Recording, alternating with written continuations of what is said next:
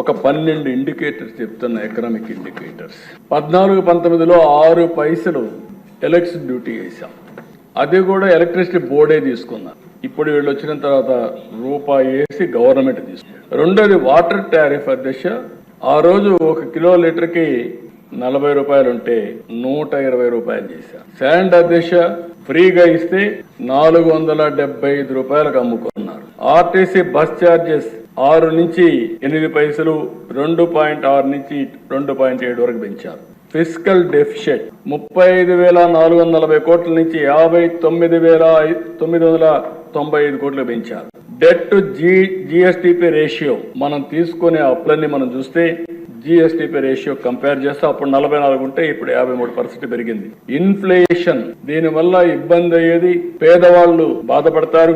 4.5% ఉంటే 19-24 మధ్యలో 6.2% నమోదైంది. పర్ క్యాపిటల్ డెట్ 74,790 ఉంటే 1,44,336 రూపాయలు పెరిగింది. అప్పు పెరిగింది, ఖర్చులు పెరిగాయి, ఆదాయం తగ్గింది. అదే మరి అధ్యక్ష మీరు ఇంకో పక్కన చూస్తే పర్ క్యాపిటల్ ఇన్కమ్ గ్రోత్ 13.2% ఉంటే తెలుగుదేశం హయాంలో వీళ్ళు వచ్చిన తర్వాత 9.5 తగ్గింది. అంటే ఆదాయం తగ్గిపోయింది, వ్యక్తిగత ఆదాయం తగ్గింది, రాష్ట్ర ఆదాయం తగ్గింది, ఖర్చులు పెరిగాయి, అనేక విధాలుగా అస్తవ్యస్తంగా. ఇండస్ట్రియల్ క్రెడిట్ గ్రోత్ 15.3% ఉంటే అది 6.8% తగ్గిపోయింది. పర్ క్యాపిటల్ కన్జంప్షన్ 9% ఉంటే 2% పడిపోయింది. యూనిట్ స్టార్టెడ్ ప్రొడక్షన్ 288 యూనిట్లు ఆ రోజు ప్రొడక్షన్ వస్తే అవి 80కి తగ్గిపోయినాయి. ఇవన్నీ కూడా అధ్యక్ష ఇండికేటర్స్ అన్ని మనం జిఎస్టిపితో ఎప్పటికప్పుడు మెజర్ చేస్తాం. అగ్రికల్చర్, ఇండస్ట్రీ,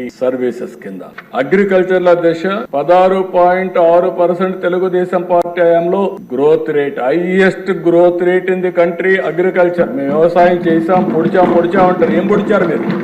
మీరు వచ్చేకొంది 10.5% తగ్గిపోయింది. దగ్గర 6.1% తగ్గిపోయింది. సమాధానం చెప్తారని అడుగుతున్నా. ఇంకో పక్క ఇండస్ట్రీ 11.9 ఉంటే అది 11 ఉంది. సర్వీసెస్ 11.9 ఉంటే 10.2 పడిపోయింది. మొత్తం అగ్రికల్చర్ గానీ అన్ని కలిపి అధ్యక్ష ఓవరాల్ గా 13.5% గ్రోత్ రేట్ 5 సంవత్సరాలు. వీళ్ళు వచ్చిన తర్వాత 10.6% తగ్గింది.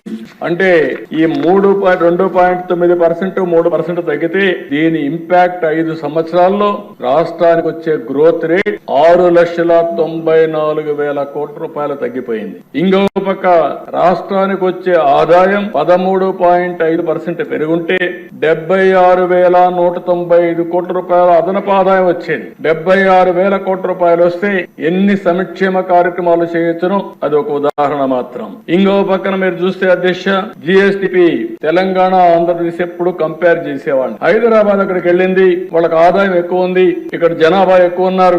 ఈ జనాభా కారణంగా జీవన ప్రమాణాలు పెరగాలంటే ఆదాయం పెరగాలని ఆలోచించి ఎప్పటికప్పుడు ముందుకు పోయేవాళ్ళం. అందుకని 2018-19లో జిఎస్టిపి తెలంగాణ, ఆంధ్రప్రదేశ్ కంపేర్ చేస్తే ఆంధ్రప్రదేశ్ 17,000 కోట్ల రూపాయలు అదనంగా వచ్చే పరిస్థితి తీసుకొచ్చాం. అదే సమయంలో 23-24 వచ్చే కొందికి ఆంధ్రప్రదేశ్ తెలంగాణ కంపేర్ చేస్తే తెలంగాణ 62,000 కోట్ల రూపాయలు మనకంటే ఎక్కువ ఉంది. 17,000 కోట్ల రూపాయల ఆదాయం ఎక్కువ, జిఎస్టిపి ఎక్కువ ఉండేది.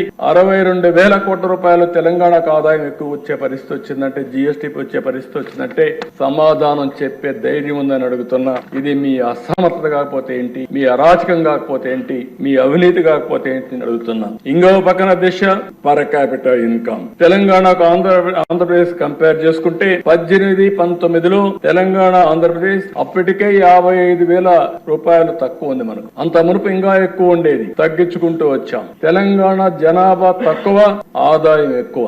ఆంధ్రప్రదేశ్ జనాభా ఎక్కువ, ఆదాయం తక్కువ. అందుకనే మనం ఎక్కడికక్కడ చేసుకుంటూ వస్తే 55,000 రూపాయలు వ్యత్యాసం తీసుకొచ్చాం. ఈ రోజు అధ్యక్ష 23-24 1,14,000.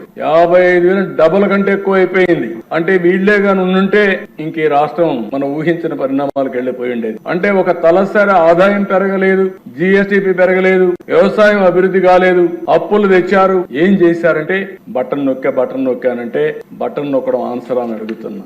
బటన్ నొక్కితే వాళ్ళకి ఏమైనా వచ్చిందా అని అడుగుతున్నా.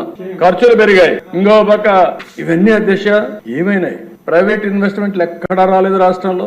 మొత్తం ఇండస్ట్రీస్ అంతా రాష్ట్రం నుంచి బయట వెళ్ళిపోయే పరిస్థితికి వచ్చారు. ఇక్కడ ఉండేవాళ్ళు కూడా పేట్రియాటిక్ ఫీలింగ్ తో అమర్ రాజా బ్యాటరీస్ తిరుపతిలో పెట్టారు. ఇది నా జిల్లా, నేను పెట్టాలి, ఇక్కడ ఉద్యోగాలు ఇవ్వాలని. అలాంటి వ్యక్తి ఇక్కడి నుంచి పోయి వేరే రాష్ట్రాలను చూసుకునే పరిస్థితికి వచ్చారంటే అది మీ దుర్మార్గం కాకపోతే ఏంటని అడుగుతున్నా.